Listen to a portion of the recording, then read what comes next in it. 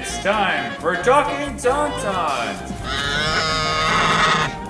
your Star Wars source at AIPTcomics.com. Hello and welcome back to another episode of Talkin Tauntauns. I am Jim Lahane, and with me, like a tauntaun in a herd. You're still doing it. I was Stop. working Stop on it. it. I had it in my head. It was Stop it was crystal clear. It was it? there.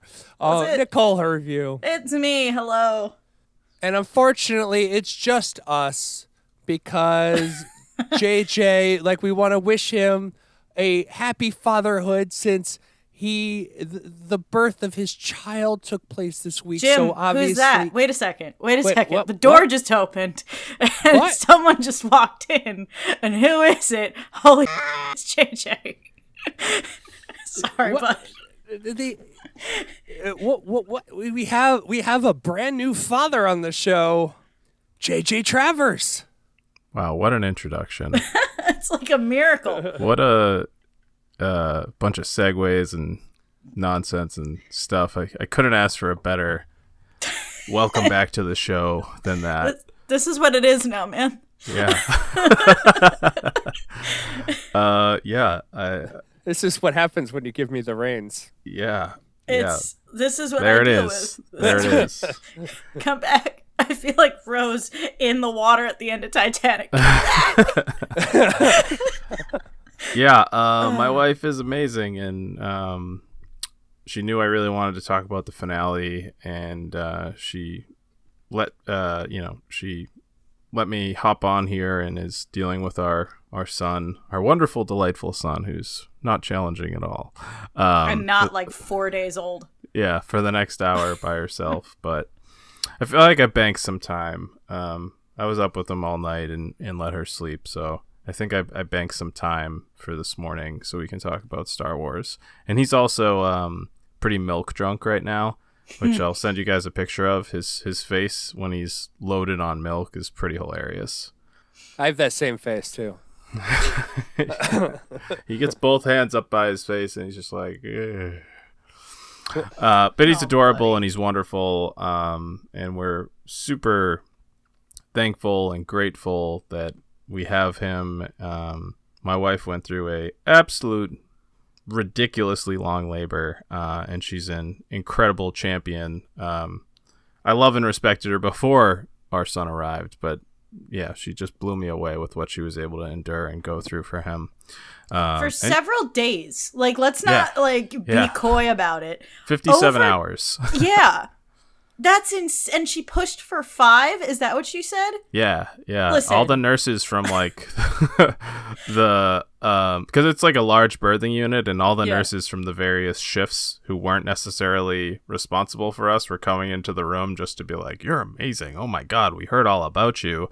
And when we got there the first day, the nurse that helped us deliver our son came into the room because she was on shift, and then they do like 8 or 12-hour shifts, and she left, and she was like, "All right, well, congratulations, bye," because she didn't think we would be there, because she was like, I'm off for the next few days. And then she came in on Tuesday, and she was like, "Nicole, what are you still doing here? Let's get this kid out of you."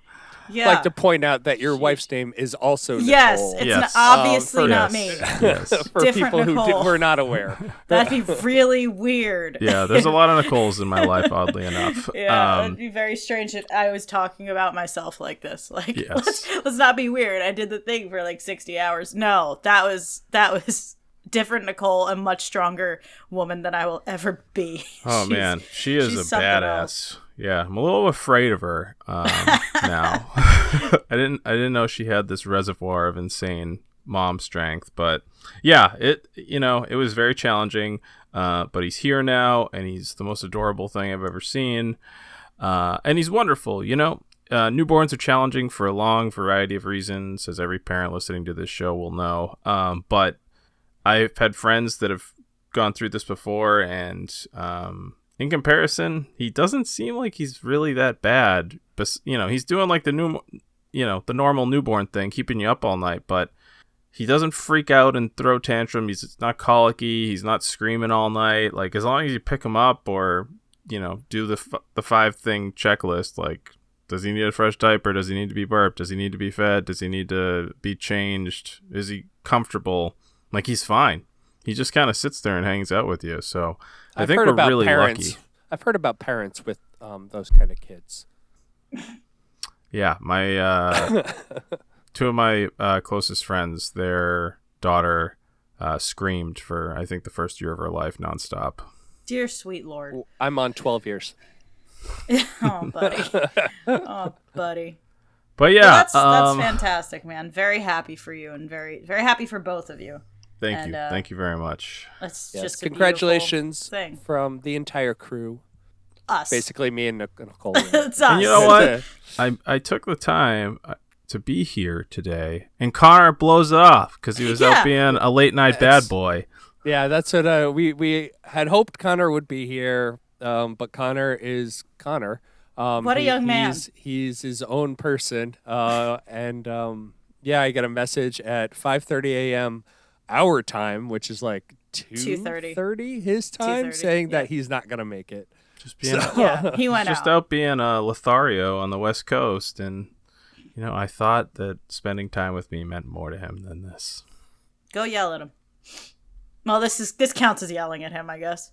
Connor, I'm proud of you, but I'm also disappointed. All right. I have a limited window here, and people are not listening to this podcast to hear about my newborn son. So, well, it is very exciting and obviously a gigantic bit of news in your life. So, since we're not talking about Star Wars news, we'll talk about your news. Thank you. And there you go. There is some news, but we're going to skip it this week because, like we said, we have JJ for a limited number of time, and this episode was kind of a big deal. A little bit. It caused some emotions in me. So it caused emotions in crazy. me, which is like that's I'm dead inside, and apparently this episode has rebirthed a new me, which is not dead inside. Well, it's mostly dead, but I did feel a glimmer of feeling, like a little less dead, like a little more zombie, a little more zombie, but and a little less dead. A little less dead. All right, let's get into it. Let's get into it. Obi-Wan Kenobi.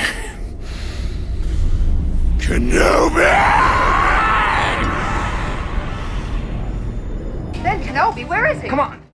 We're looking at part 6. The finale. Wow, I love when I'm right over and over and over again. It was called part 6. I'm real proud of myself.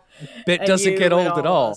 It's luckily we're at the end of this because the best running gag ever. The finale of Obi-Wan Kenobi, maybe. I think so. I think they're done. I know Ewan's like, I want to do a season 2. There has to be more stories to tell. I'm like, great. Kennedy has also said that if there's more story to be told, then maybe we'll revisit it. I think it's just them they're leaving the door open and going, we'll see what happens. I wouldn't be mad if this was it. I would be very pleased. I'd be fine with it. And if they are going to do something else, it better be this good. Otherwise, I'll be angry. Yeah. I think you need to respect the story and the content, and just, I guess, the fans by not like double dipping here. Like not abusing your ability to basically go in and tell any story you want in any era of Star Wars because Disney backs it now. You have the ability to do cartoons, live action, movies, etc., etc., etc. We kind of see that with the MCU right now. There's just an absurd amount of content. I can't keep up with it anymore. I don't think this story needed to be told, but I'm not upset that they decided to. And I think that's a really fine line to walk with stuff like this. I've seen a lot of reactions to this series and how it relates to the original trilogy. Like, why did they do this? Why did they do that? And it's because all of this leads into the source material, where it all started. and I think they need to be really careful about not oversaturating us with content from this era that kind of spawned everything, because it's been as successful as it has been for so long because of how good the original content was. Like, we don't need a lot of these questions answered for Star Wars to work. I don't think we needed this series, but I'm really glad they made it. I enjoyed it, but I also think, like, again, you have to be really careful with how you approach stuff like this. I don't think we didn't need the series before we got the series, but I think we need the series now. Yeah, I would agree with you. Go on, Jim. Sorry. Like we had talked about this before. It became a must series. It answered a lot of questions that I don't think we realized we had when delving into mostly the Obi-Wan Vader confrontation in New Hope. But I also mentioned the Ben issue from the sequel trilogy that it bothered me off and on, but it was one of those, like, it is what it is sort of thing. This story completely fixes that for me, 100%. And so, like, I found the relationship between Obi-Wan and Leia, like, really made this story, and the relationship between Obi-Wan and Anakin, like, I don't think that was the basis of this story. It was mostly Obi-Wan and Leia. Yeah, I would agree, but it really gets us from point A to point B, from where Obi-Wan left Anakin dying, as he thought, on Mustafar versus, like, Darth. Darth. I can't get over that. I'll never be over that. But it gets us to this point where A, Obi-Wan's not shocked that Anakin's not dead. B, knows that Anakin is Darth Vader. And C, like, is kind of despondent about it. He knew Anakin was Darth Vader in Revenge of the Sith. Technically, yes. But it's not that, like, that image. Where would he have gotten that? There's nowhere, you know what I mean? Like, the all-black mech suit, he's now machine more than man. Like, he wouldn't know any of that, really. Unless he's getting intel somehow, which it doesn't seem like he is in the middle of the desert on Tatooine. It really closed that hole of, like, how, like, I remember years ago watching episode 3 and then episode 4 back to back and being like, this doesn't work. Like, nothing is lining up. This is, like, it just doesn't. We leap in logic here so much. And this not completely closed that gap, but really helped to close the gap of, like, where this 20-year hole in Star Wars lore was that now makes sense. Especially with those exact relationships you mentioned. Also, every time I see Darth Vader now, all I can think of is you calling him, like, a drama queen. He's a dramatic bitch, and I love him. Well, I mean, so was Anakin, right? Well, exactly. That's what Anakin Darth Vader is like. He only wears the suit because he likes the effect that it portrays, because he's a big drama queen. He's a big, massive drama boy. Hats off to Deborah Chow and Ewan McGregor and John Williams and the writers. Did Deborah Chow write this as well as directed it? I believe she had a hand in writing it. I don't know if she was the sole writer. No, okay. There was a few other writers, actually.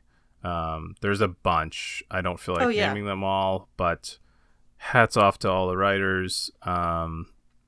This was great. Yeah, it was really, really good. I really didn't know what to expect from this, and I was so apprehensive about Vader and Obi-Wan seeing each other again. And I know, that was arguably the biggest question mark people had because of A New Hope, but I thought they handled it perfectly. Like, their final confrontation was just so well done. And I'm seeing all these, like, well, why didn't he kill him? Why didn't he kill him? Well, because he's alive in the original trilogy. What do you mean? Yeah, because he can't kill him. He can't kill him. And yeah, like, I get it. If this is going to happen, he's not going to kill him. People are going to have some questions about why. And I'm curious for you guys, your take on this. For me, it's because what he's talking about with Anakin in episode 5, which I didn't get to talk to you guys about, which, man, that was good. That flashback scene was incredible. And for me, the key line that stuck out to me from that, which came back to this moment that links the two, was talking about it's a Jedi's, a duty to preserve life. Yeah. So that to me here was like the biggest reason. Like he can't kill him because he thinks his job is to preserve life. And if you have a complaint about that, if he did kill him, like the Emperor may have never have been defeated. Like it may have never worked out. He could have just like reigned forever as this crazy fascist Sith Lord. Who knows? But that to me, I don't have an issue with it because like that's the way the story is supposed to happen, and I don't think that they set this up in a way that compromised Obi-Wan's character that had anyone sitting there thinking like, oh my god, yeah, he's gonna kill him. Like that's never who Obi-Wan has been, and I didn't think that was him here either. It didn't even cross my mind that he was going to kill him. I mean, obviously, because we know he's alive later, but, like, it's just not, like, that he wasn't even going to try. That just wasn't even in my head. I think if it was Darth Vader, then it was a possibility. Like, ignore the future. If it was Darth Vader, it was a possibility. But the fact that it's the same thing with Rebels. As soon as they see Anakin. Yep. Both Obi-Wan and Ahsoka change. And they're like literally in this fight, as soon as he sees Anakin, he stops. The fight stops. And he's like, and he's like, I'm sorry. And like at that point, like he could have killed Darth Vader. He was not killing Anakin. He didn't kill Anakin before. He's not killing Anakin now. That was his brother, his apprentice, basically like his son up to like son through training through brothers in war. Like these are as close a bond as you can get. Yeah, we need to talk about the lines. I'm so sorry, Anakin, for all of it. I am not your failure, Obi-Wan. You didn't kill Anakin Skywalker. I did. Holy living. I had to pause. I paused it, and I was like, oh, Jesus. I think I rewatched that scene like 5 times now. Brilliant. I rewound it a few times, too. I saw somebody comment on the colors of the lightsabers, and it didn't line up exactly how I think they were saying it did. Yeah. But just the line, you're right, the lines in that episode, the fact that Anakin or Obi, like I think it's Anakin at that point. Anakin is absolving Obi-Wan. Yeah, he almost forgives him in a way, or like takes the burden off of him because he says, that wasn't your failure. Yeah. Then he just weird. Punches him in the gut. Yeah, and then it just, but that's kind of Anakin, right? Like good. he's always been like walking that line and like drifting back and forth until obviously he went full on to the dark side. But we also see that with him in the original trilogy. Like Luke plants those seeds in him, and we see him like walking up to the line and then getting pulled back. And I felt like there was this little like last like goodbye, master, and here's like your farewell. And then like the blue fades out, the red comes into focus. He looks up. You get that clear look at his Sith red eye, and then he's like, just like I'm going to destroy you. And man, also I love the callback in Return of the Jedi Easter egg where after he says that, Obi-Wan's like, then my friend is truly dead. And it's just like on Endor, the Forest Moon, when Luke turns himself into Vader and he's talking about how he feels the conflict in him, and Vader's like, it's too late for me, son. And Luke says, then my father is truly dead. And that little connection, I was just like, yes, this is awesome. Because they didn't put the line in there just to get a cheap little Easter egg. Like, it fit perfectly. Yeah, that, and also it kind of explains the Obi-Wan once thought as you did bit, because clearly in that conversation, great call. They have like a, Obi-Wan's like, I'm sorry, like trying to appeal to Anakin more than Vader, right? And then that's what kind of Vader's referring to now when he says Obi-Wan once thought as you did. that like he could be redeemed or saved or whatever. And it's like, no, but then my father's truly dead. Which absolutely stunningly brilliant writing. Like, despite the, obviously we cannot look at, Return of the Jedi and go, this is what was intended, and point to Obi-Wan. Obviously not. But the finesse with which this fits into the lines that already existed, whatever Lucas had in mind when he wrote those lines, this fits. And that's all that matters to me. You know what I mean? It makes so much more sense now too, because the Revenge of the Sith does not fit Obi-Wan once felt as you did. Nope. I don't see it, because Anakin all of a sudden started killing younglings, and then Obi-Wan barbecued him. Like, I didn't see that. It's not there. Like, it's not in there. We're missing that. Even if you're stretching it, it's still not there. Like, it's okay, not. Yeah. This that's what we were saying before, is it wasn't needed, but now it's needed. Yeah, that's a really, really great point, Nicole. Like, you nailed it. That is the perfect little fix for that Obi-Wan once thought as you did, and us, finishing Revenge of the Sith being like, huh? Yeah, like, did he though? What do you mean? He just chopped my legs and arm off, and then he left. It helps close the hole. That huge, like, lingering hole between episode 3 and episode 4 so beautifully. And someone just, like, tweeted, like, no notes. And I was like, same.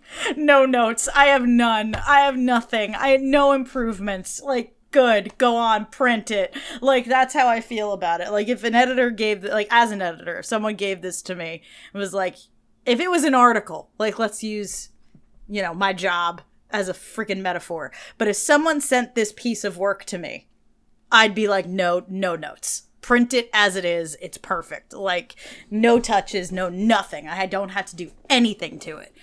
Is it still flawed? Of course it is, but I'm okay with all of it. Like, I'm okay with those flaws. I'm okay with any little issues you might poke into this otherwise beautiful piece of work.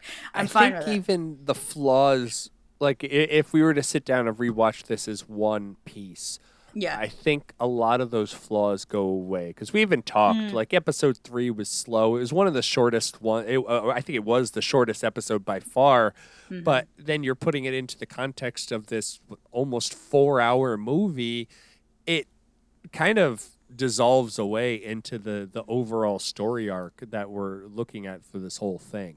And the other thing is, like, these characters are flawed. Yeah. I think it's only,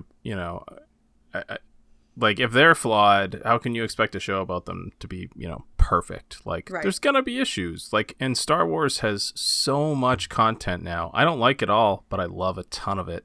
And it's perfectly okay if you watch this and it wasn't for you.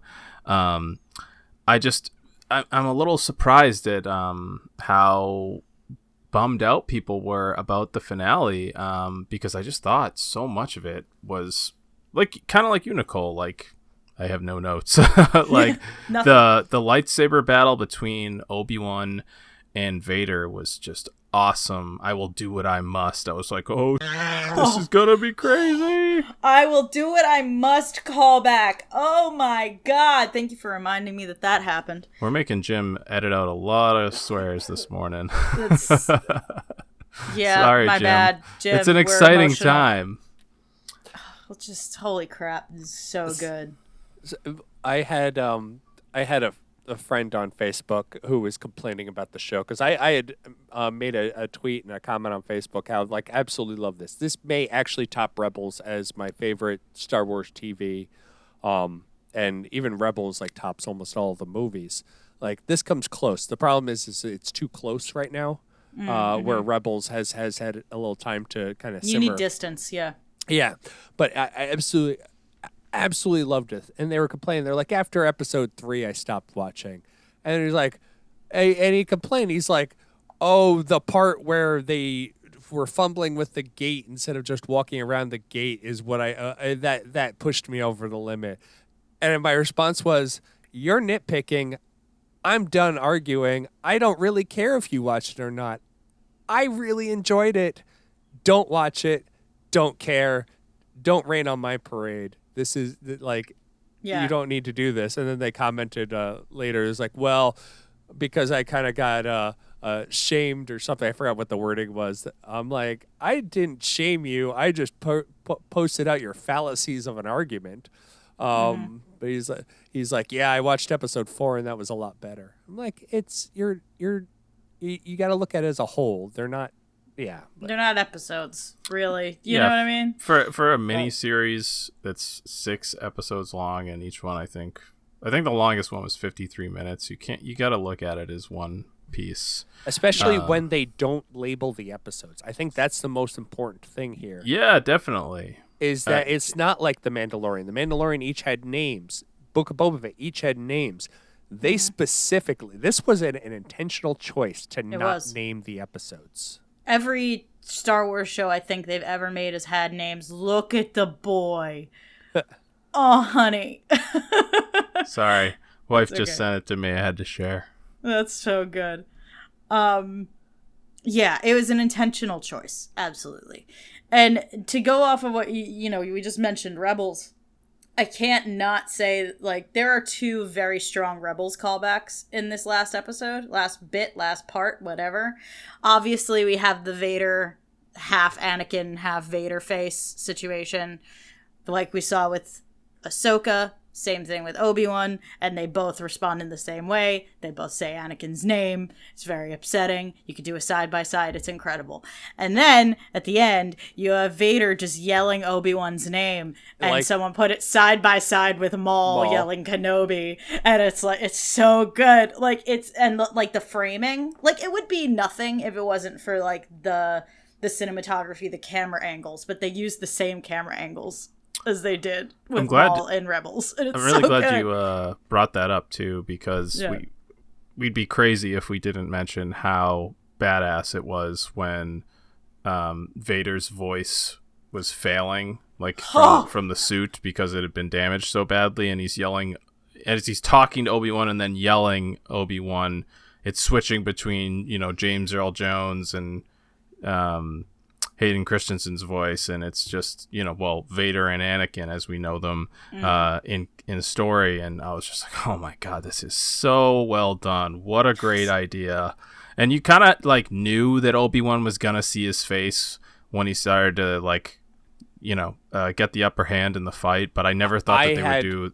I wasn't picturing that. I wasn't at all. I did because of Rebels with Ahsoka. I was like, there's no way they're gonna give this to Ahsoka and not Obi-Wan too. Like obviously, she has an incredibly close relationship with Anakin, but Obi-Wan has known him so much longer, and it's like, in the grand scheme of things, it's the first big relationship. But either way, the voice changing was such a good call out. Whoever's idea that was, like, brilliant. I loved that. Really well executed as well. Like, whoever's working on sound for this show did such an incredible job. And there were people pointing out that, in other episodes you can kind of hear Hayden's voice coming through from the modulation, and like, it's there. It's very, very subtle, but it's just like on some words you can hear that, like, that's how Hayden Christensen says that person's name, like in the prequels, but it doesn't sound like James Earl Jones. It's just little pronunciation moments where it's like they pulled back the modulation a little bit and like pushed Hayden's voice forward a little bit. It's phenomenal that it ended in this, where it's so clear that it's both of their voices like synthed together, and it's just like, oh my god, whoever did that the whole way through, brilliant. I still believe that it's a James Earl Jones like AI voice modulation thing and not his actual performance, and it's all Hayden. I am still like convinced of that, but I want to see proof, and I want to see it now. Like, I can't wait for the gallery episodes for the show to come out so we can see what the heck they did. I really liked a couple things about the fight and stuff. One is, I think this is the first time that we really see Vader fighting like Anakin. Like, you got the sword twirling. There we go.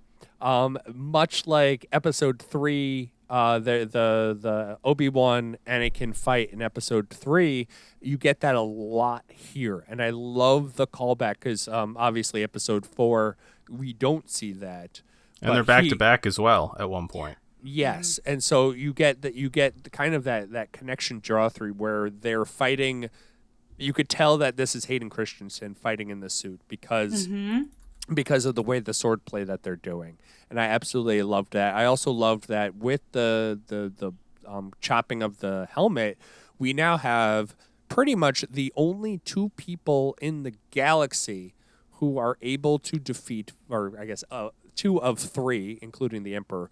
The only 2 of 3 people who are able to defeat Vader in battle, Ahsoka and Obi-Wan, are the ones who damage his suit to the point that they break the helmet in half. Yeah. And it really goes to show that despite Obi-Wan not practicing the Force, he still has the upper hand over Anakin. He had the upper hand in episode 3. He has the high ground here. That, or he's at it. I think it says more about Vader than anybody else. Like, it says that he has a weakness, even a little bit. He has a weakness for Ahsoka and for Obi-Wan, that he lets them get that close enough to him to, like, hurt the helmet. Well, he you has know what I mean? He has the dramatic thing. He's like, I will face him alone, and he faced Ahsoka alone. He's got a weakness so for them specifically, and I think that's. It's interesting that it's like, I think both of those things playing on top of each other. Anakin's weakness for these people he cares about that is still lingering within Vader, and also like Ahsoka and Obi-Wan being brilliant and like very, skilled. So it's interesting that's what does it for him. I agree with you 100% that Vader has a weakness, Nicole, and I don't disagree with your point. I just didn't think of it that way. But I perceive it as fear. Every single person that fights Vader is afraid of him. And Obi-Wan lost until he stopped being afraid of Vader.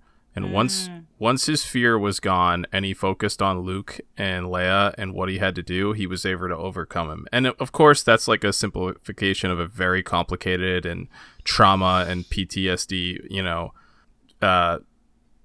filled relationship that spans like a very long time. But if you're going to simplify it, that's how I see it. Once his fear of Vader vanished, he was able to overcome him. And that's how we see Vader like kill and defeat so many of his opponents, as he's just terrifying. People can't they lose so much of their edge when they're going up against him, because he's this absolutely terrifying figure. He's humongous. He exudes power and just death. It's just like, okay, Vader's here, we're all gonna die, and it's terrifying. But and we saw that with Obi-Wan when he first faced him. He was absolutely terrified. But once he overcame that, we saw what happened. Yeah.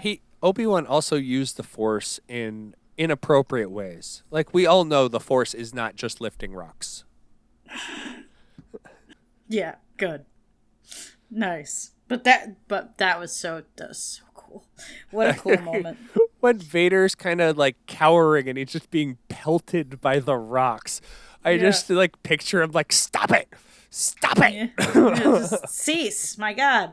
I want to talk about Reva because, hot damn.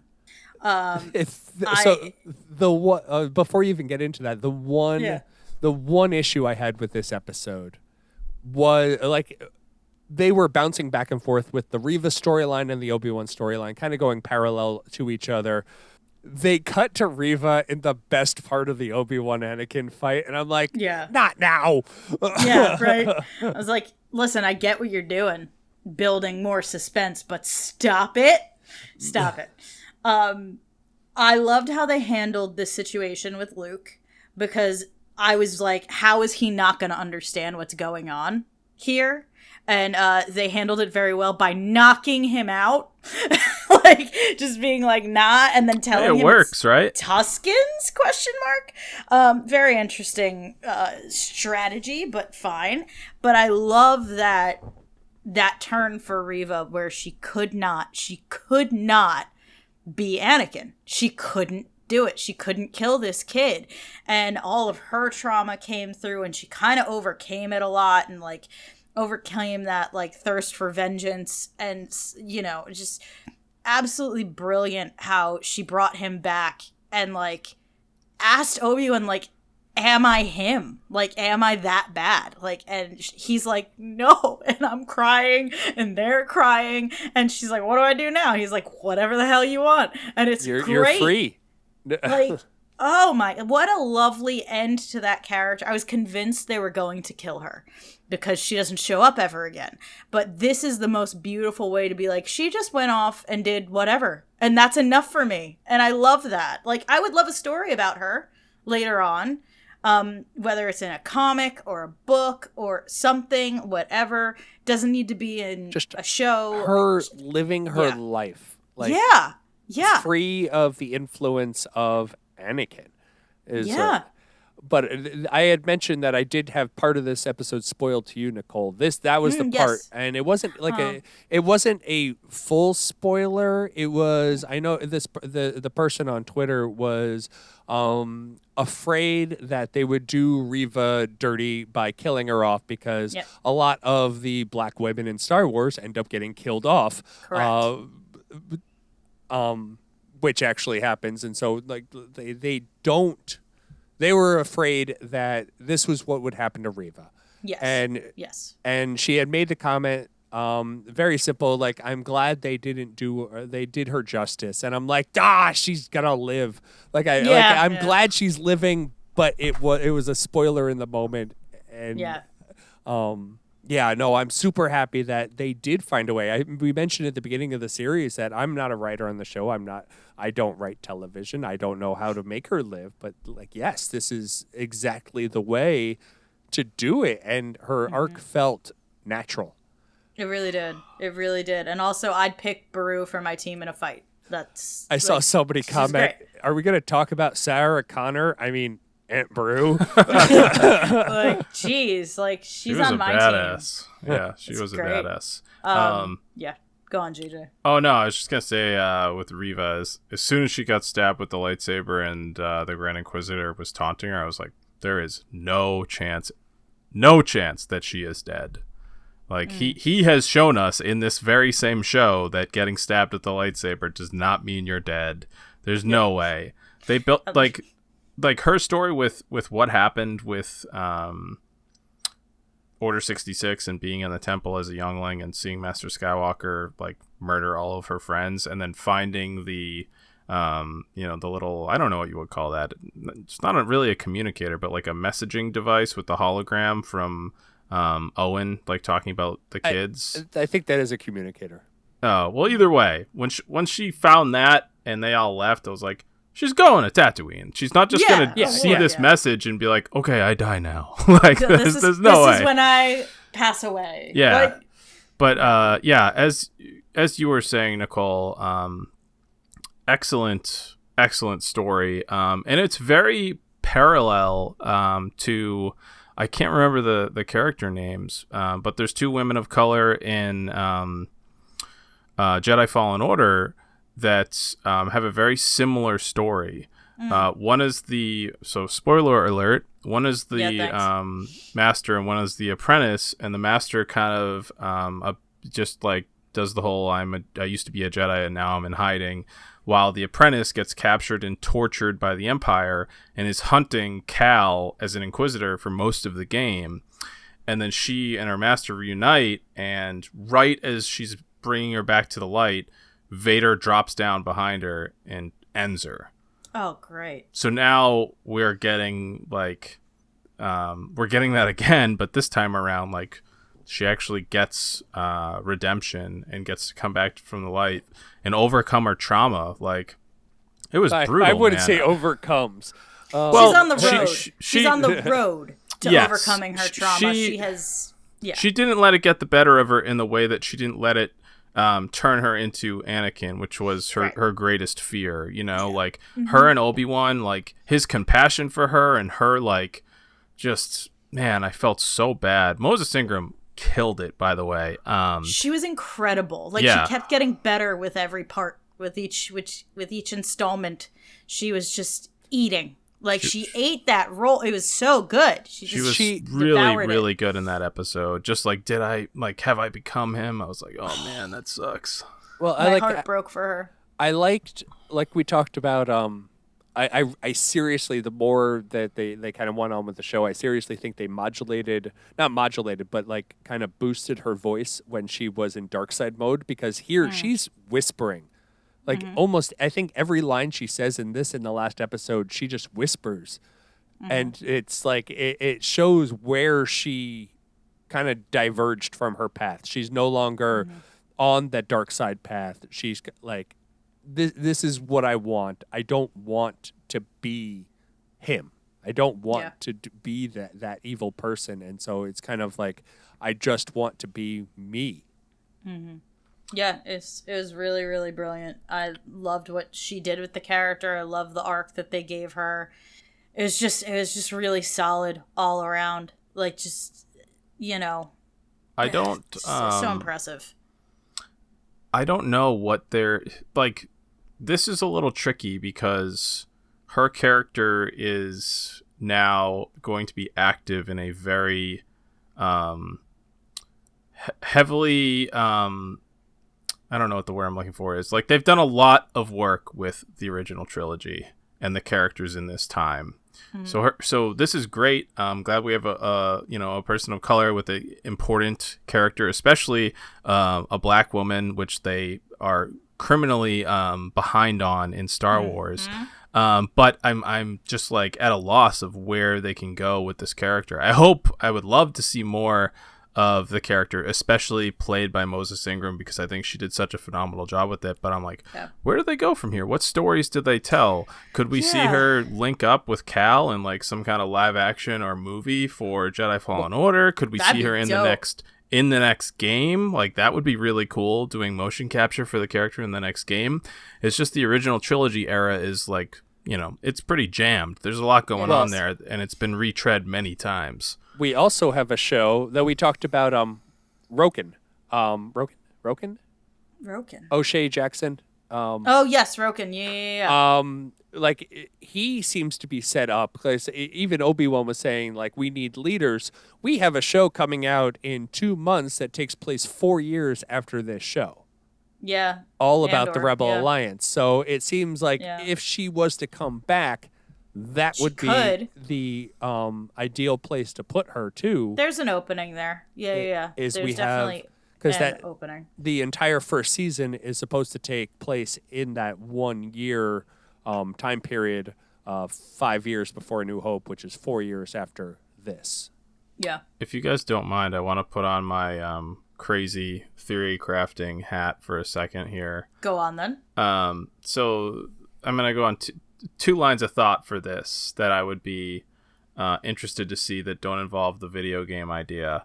When we get the Ahsoka show and we find out about Ezra and Thrawn, my hope is that that's happening either in Chiss space or in another part of the galaxy that has nothing to do with this part of the galaxy. It's in the unknown regions, and we never see it interact with anything in the OG or the sequel trilogy. I think that would be super cool to have something really important and impactful happening on another side of the galaxy that never interacts with this one. And I think Ahsoka could be a way, if Reva gets hooked up there, to involve her with those characters.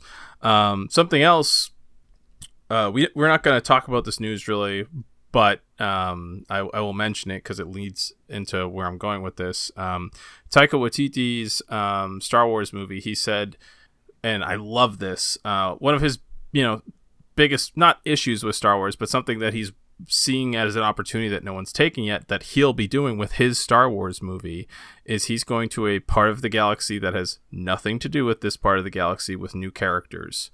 So I would love to see maybe Reva being like, I'm out of here. I'm done with the Jedi. I'm done with the Sith. I'm going out into the unknown. And maybe he picks up her character as part of his plan for that. That'd be cool. Into the unknown. Yeah. That's my Disney ridiculous. Don't sue us, Jesus. Yes. But yes, great. Yeah, I mean, I'm sure none of that will happen, but it could be cool. And he's also directing some Mandalorian stuff. I am excited to see whatever he does with Star Wars, because it's new. Like, I love seeing all the characters we know and love, but I'm also really excited for something that's brand new that we've never seen in any capacity. Yeah, and I trust him with anything. Pretty much anything. Like, I was gonna say, there's a barometer that many women like myself use. Like, would I leave my drink alone in a room with this man? And that's kind of your safety barometer. Like, how much do I trust this guy? I would be like, here, Taika, hold my drink, and I would walk away and be confident. At least from what I know of him right now in my life, that's my perception of this guy right now. So I definitely trust him with Star Wars. So is my point. So yeah. Another thing that I do want to talk about somehow in the same breath is Qui-Gon. Like, I cried so hard. I had another moment where I had to pause it. I just saw the back of his head and I was like, oh my God. And I lost it. I just lost it.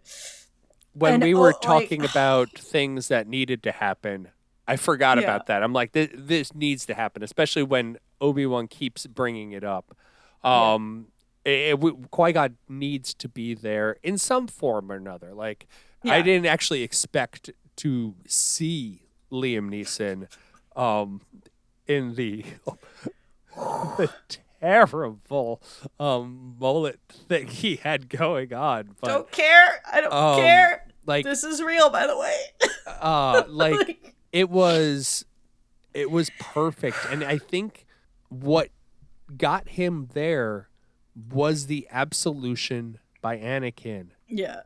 Mm-hmm. On Obi-Wan, freeing Obi-Wan of the guilt that he was feeling, 100%. Allowing Qui-Gon to come in, because he even says, I was here the whole time, which also plays into the original trilogy, where the Force ghosts kind of get stronger, more, like, obviously that's probably to do with the cinematography, but it's kind of relates to the fact that as Luke gets stronger in the Force, Obi-Wan's Force ghost gets stronger in appearance. Yeah. And you're right. Here we have literally the same thing, where Obi-Wan is getting more in tune with the Force and more in tune with himself to allow Qui-Gon in. And it's also, listen, Liam Neeson didn't have to do much for me to cry, and I just did it again, so that's fine. But what really got me even more than that was Ewan McGregor's performance in that moment, and the way he said Master Qui-Gon was, like, I could hear his voice from The Phantom Menace. Like, it's like he got, like, younger for, like, a moment. Like, his voice got a little higher and lighter, and it was just like, oh my God, that, like, is such a cool reflex, you know? Well, he hasn't said that name since, I know, since we've seen him in episode 1. Yeah. I don't think, because even in the flashback, or not the flashbacks, but the previous episode, I don't think he ever said Qui-Gon. He just said master. He was talking to his master, but it's just like, in that moment, I got stupid emotional. Like, it was a lot for me. We all know, I've said it many times, we know Phantom Menace is my favorite movie, a lot due to their relationship. And second, Master and Apprentice is my favorite book, my favorite Star Wars book. So that was like, here you go, have a gift. And I said, thank you, Deborah Chow. And I ran and I cried. And it was unbelievable, so moving, so perfect that they kind of saved it to the end, because, like, every time he would, like, episode 1, when he's reaching out to Qui-Gon, I thought we were going to get Qui-Gon, and I'm, like, so happy that they saved it to the very end.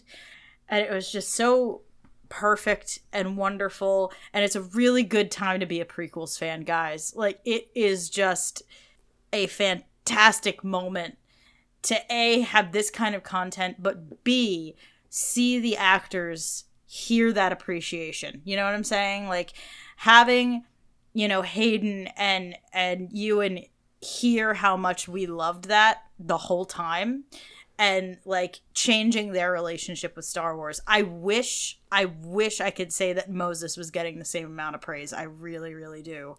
but obviously we have a problem in this freaking fandom.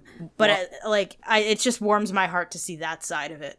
What Moses missed that Ewan and Hayden got was I don't think Moses was at Celebration. When you're at was she not? I don't remember seeing her. When you're at Celebration, you get the people who are diehard in love with almost everything because that's why they're there. And so, like the 20th anniversary of the Phantom Menace panel was full of people who were just diehard in love with it, and Moses would have gotten that more.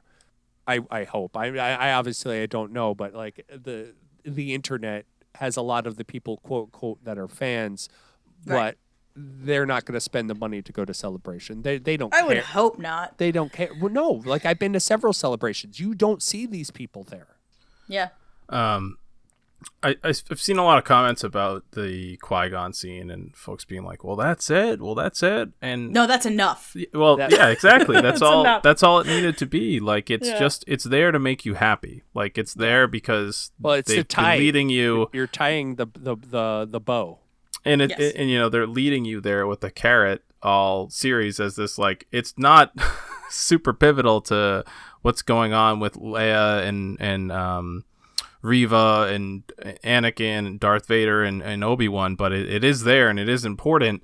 And folks will be like, well, why do we see that? And it's, this is why when Obi-Wan confronts Vader in A New Hope, he's totally at peace with it. This is a part of why he's like able to transition into a Force ghost. Like he's going off with Qui-Gon to train. It's not just like a casual like, hey buddy, it's great to see you. Like he's going to train. Like this is a big part of why we see the Obi-Wan that we see in A New Hope, and then The Empire Strikes Back and Return of the Jedi. The guy conversing with Luke and training him and helping him is like a direct result of the training that he gets at Qui-Gon's hands during this time period. Yeah. So yeah, super cool to see him here. Something else that was super small and they didn't need to do but made me really happy and I thought was awesome was Ian McDermott, the Emperor.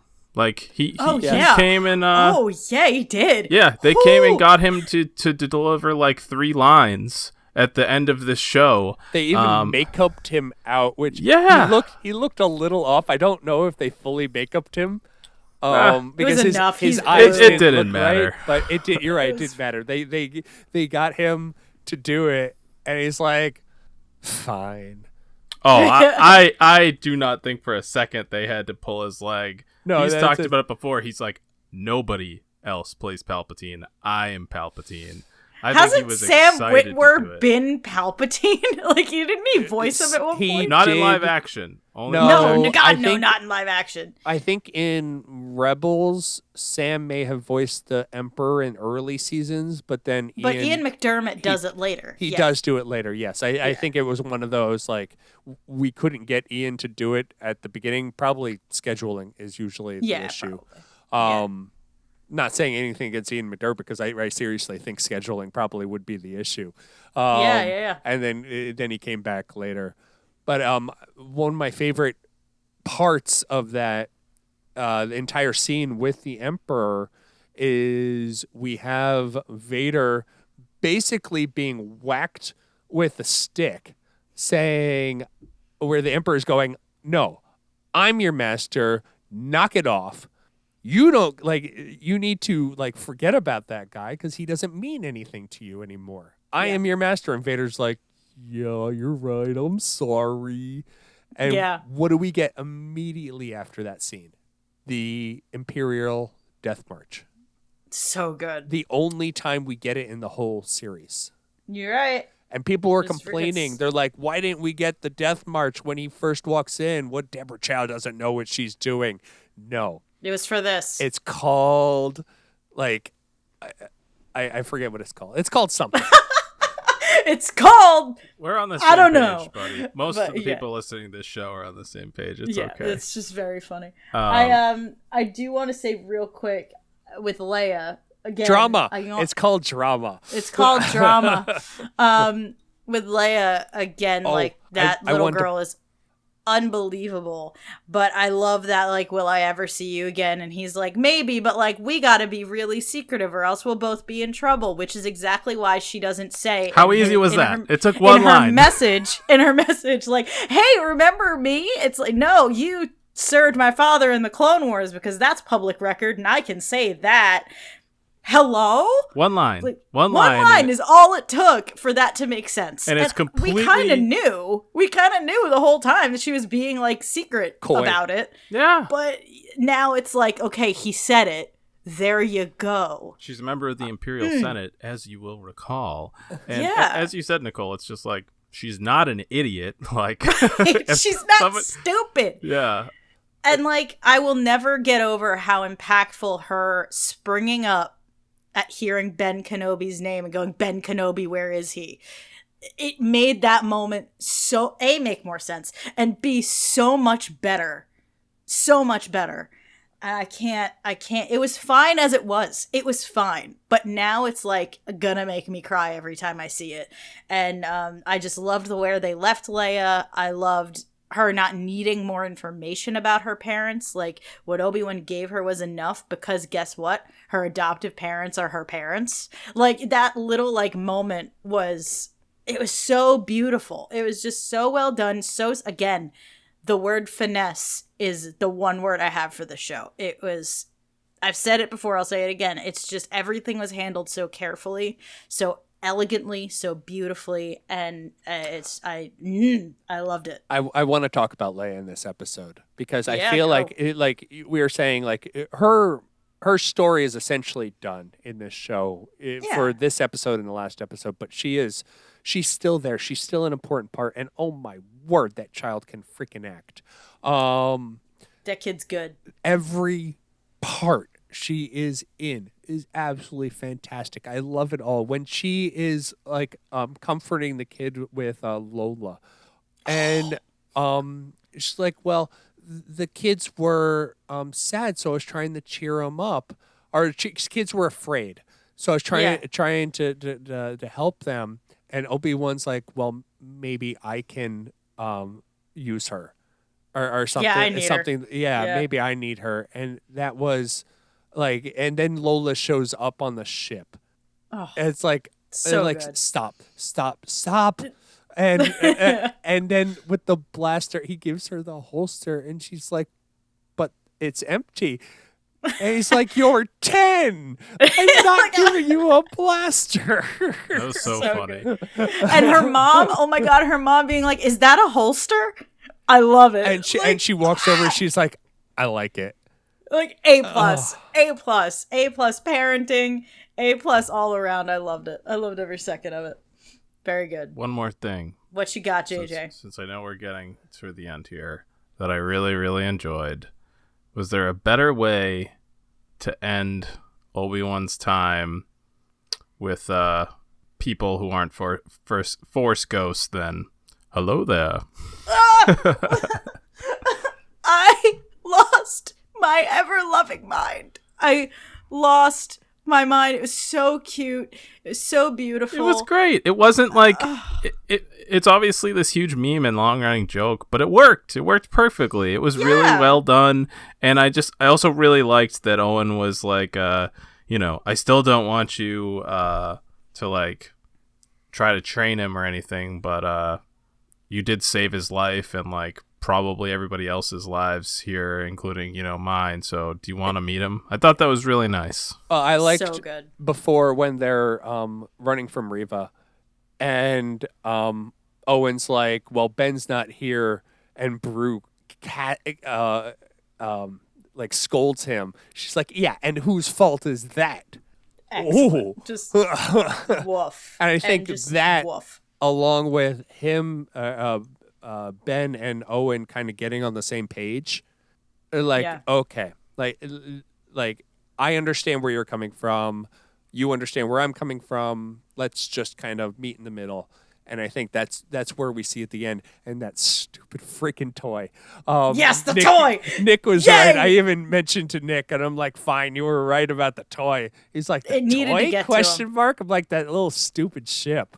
Yeah. Needed to get to him. It just did. It's just really good. It was just a nice little Easter egg that wasn't ridiculous. I liked it. So, and you mentioned another Easter egg. You mentioned it, but you didn't mention it as an Easter egg. The Leia's line about "Will I ever see you again?" is exactly the same as Anakin's to his mother. Oh, woof! You're absolutely right. Just Because I think it's word for word the same. it might be Where yeah, Anakin's like, "Will I ever see you again?" And like I can almost hear the response, but yeah. Obi-Wan says something different, and I'm like, It's what does your heart tell you? Yes, Yeah. maybe. Yeah, I guess so. Yes. every And she says like that I he watched will. the episode twice, and both times I get like the whiplash. Yeah.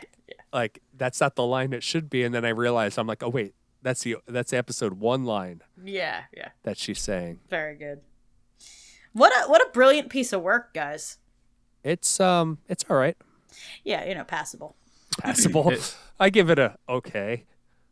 Yeah, I'll reiterate what I said at the start. I don't think they needed to do this, but I'm really glad that they did. And I think you and Jim each had points that convinced me by the time that we got to the end here that it's a good thing they did, because it does connect some points that never really fully. It wasn't like ever a deal breaker, but it never made a lot of sense. And I think they did a nice job addressing that, and it was just it was a delight to watch this. The scene with Anakin and / Vader and Obi-Wan's final confrontation is easily my favorite part of the whole series, and it's just one of my favorite lightsaber duels and just like moments for these characters. But I didn't get that. Could you try again? Sorry, Hi, Siri. Siri. Yeah. But there was, obviously so much more stuff to enjoy here. And again, I think I said at the top of the show, hats off to Deborah Chow and Ewan McGregor, Hayden Christensen, Moses Ingram, and all the writers and everybody else, because they did a phenomenal job, and I really, really enjoyed it. Yep.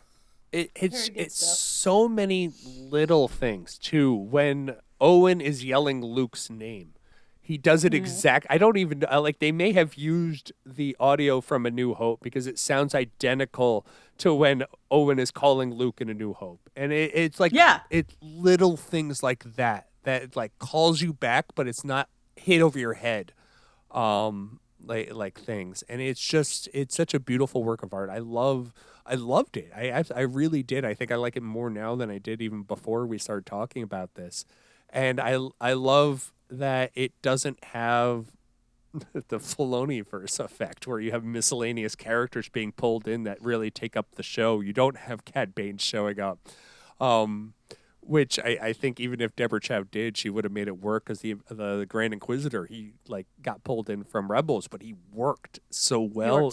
And he also was hardly in the show, which is great. The fifth brother got pulled in, but he worked the way the way that he was. And I do. The Grand Inquisitor kind of got sidelined by the end.